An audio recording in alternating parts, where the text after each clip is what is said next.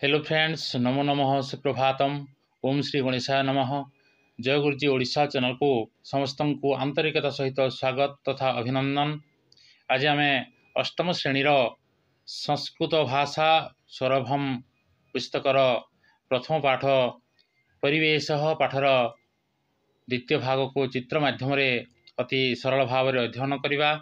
जदि आपण मैंने परिवेश पाठर भाग 1 को देखी ना ताहले डेस्क्रिप्शन रे लिंक देदेवी, आपण मैंने अति सहज भाव में देखिपारे। जदि आम चैनल आपण मानक पसंद लगुच ताहले सुनिश्चित लाइक करंतु एवं आपण मानक सांग मानक पाखक शेयर करंतु। जदि आम चैनल रे नुआ अछंती ताहले सब्सक्राइब करने सहित पाखरे थिबा बेल आइकन को दबाई दियंतु, जहा द्वारा मो वीडियो जेतेबेले अपलोड करिवे प्रथमे देखिपारे। चलंतु फ्रेंड्स, हमें परिवेश पाठर द्वितीय अनुच्छेद को अध्ययन करवा। आम पूर्व कालांश प्रथम अनुच्छेद पढ़ी तो से मनोज एवं ता माँ कथोपकथन माध्यम आम भूमि प्रदूषण, जल प्रदूषण एवं वायु प्रदूषण विषय जानी। आज आम द्वितीय अनुच्छेद को अध्ययन करवा, समस्ते बहुल भाव में देखा एवं बुझापी चेष्टा करवा। वर्तमान चलतु पढ़ा। पुत्र मातुः सकाशात् परिवेशस्य प्रदूषण विषय जानाति, सः पुनः मातरं पृच्छति परिवेश कथं सुरक्षितः भवेत्। माता वदति, यदि वयं गृहस्य शिल्पागारस्य च अवकारान् इतस्ततः न क्षिपामः, निर्दिष्टे स्थाने स्थापयामः, वृक्षाणां रोपणं कुर्मः, अनावश्यकं वस्तु त्यजामः, तर्हि परिवेशः सुरक्षितः भवेत्। मातुः कथनेन पुत्रः सन्तुष्टः भवति। मातरि तस्य अधिकः विश्वासः अस्ति, अतः नूनम् अहं 10 वृक्षान् रोपयामि, परिवेशस्य सुरक्षां च करोमि इति सः शपथं नयति।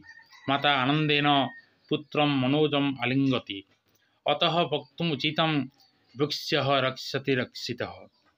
चलतु फ्रेंड्स, वर्तमान आम यही अनुच्छेद रे थिबा कठिन शब्दार्थ को बुझिबा।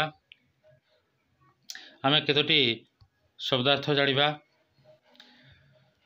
सकाशात् अर्थ निकटरू, कथम तार सठिक अर्थ होछि किपरि, इतस्ततः तार अर्थ होछि एणे तेणे, क्षिपामः तार अर्थ होछि फिंगिबा, स्थापयामः तार अर्थ रखिबा, त्यजामः तार अर्थ त्याग करिबा, तर्हि अर्थ ताहेले, अतः अर्थ एणु, नूनम अर्थ निश्चय।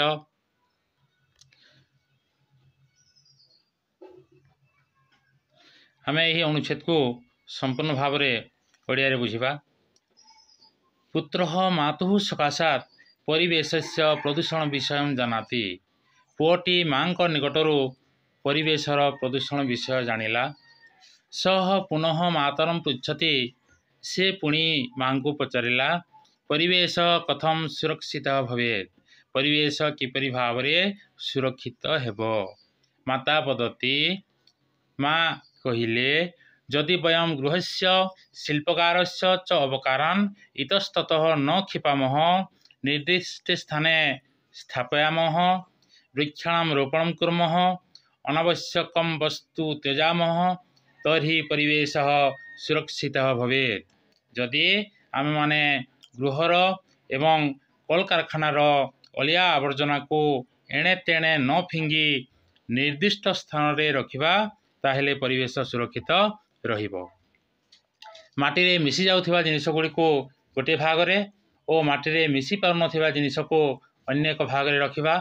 एहा परे माटी रे मिसी पारु नथिबा जिनिस गुडी को दुई भाग रे विभक्त करिबा। गोटे भाग रे पुणी थरे व्यवहार करि हेबो और अन्य भाग रे पुणी थरे व्यवहार होई पारु नथिबा वर्ज्य वस्तु को रखिबा।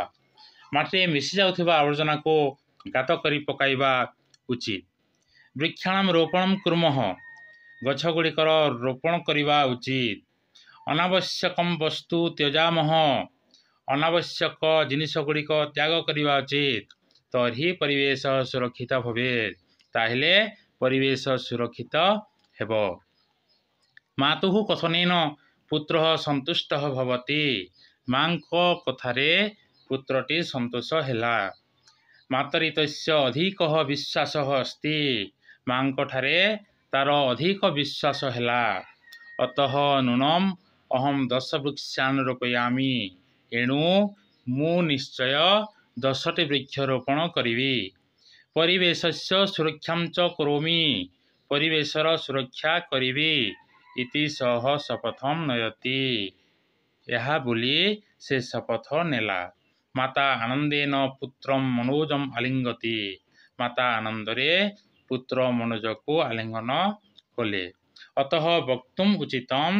ଏଣୁ କହିବା ଉଚିତ ବୃକ୍ଷଃ ରକ୍ଷତି ରକ୍ଷିତଃ। ସୁରକ୍ଷିତ ବୃକ୍ଷ ରକ୍ଷା କରେ। ବର୍ତ୍ତମାନ ଆମେ ଏହି ଅନୁଚ୍ଛେଦରେ ଥିବା କେତୋଟି ପ୍ରଶ୍ନ ଆଲୋଚନା କରିବା। ମାତୁଃ ସକାଶାତ୍ କଃ ପ୍ରଦୂଷଣ ବିଷୟଂ ଜାନାତି। ମାତୁଃ ସକାଶାତ୍ ପୁତ୍ରଃ ପ୍ରଦୂଷଣ ବିଷୟଂ ଜାନାତି। କଥଂ ପରିବେଶः ସୁରକ୍ଷିତः ଭବେତ୍।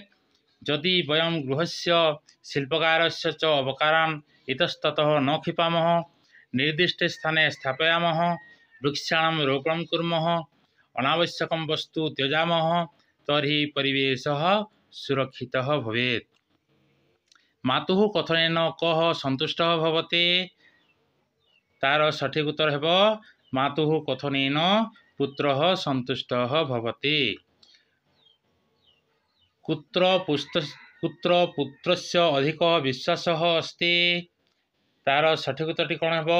ତାର ସଠିକ ଉତ୍ତରଟି ହେବ ମାତରି ପୁତ୍ରସ୍ୟ ଅଧିକଃ ବିଶ୍ୱାସଃ अस्ति। କତି ବୃକ୍ଷାନ୍ ରୋପୟାମି ଇତି ପୁତ୍ରଃ ଶପଥଂ ନୟତି। ତାର ସଠିକ ଉତ୍ତରଟି ହେବ 10 ବୃକ୍ଷାନ୍ ରୋପୟାମି ଇତି ପୁତ୍ରଃ ଶପଥଂ ନୟତି। ଏହିପରି ଭାବରେ ଆମେ ପରିବେଶ ପାଠକୁ ଅଧ୍ୟୟନ କରିବା। ଆଗକୁ ଅଷ୍ଟମ, ନବମ ଏବଂ ଦଶମ ଶ୍ରେଣୀର ଏହିପରି ଶିକ୍ଷଣୀୟ ଭିଡ଼ିଓ ଗୁଡ଼ିକ ଅପଲୋଡ଼ କରାଯିବ। ଆପଣମାନେ ଦେଖିବା ପାଇଁ ଆମ ଏହି ଚ୍ୟାନେଲକୁ ସବସ୍କ୍ରାଇବ୍ କରନ୍ତୁ। ଧନ୍ୟବାଦ।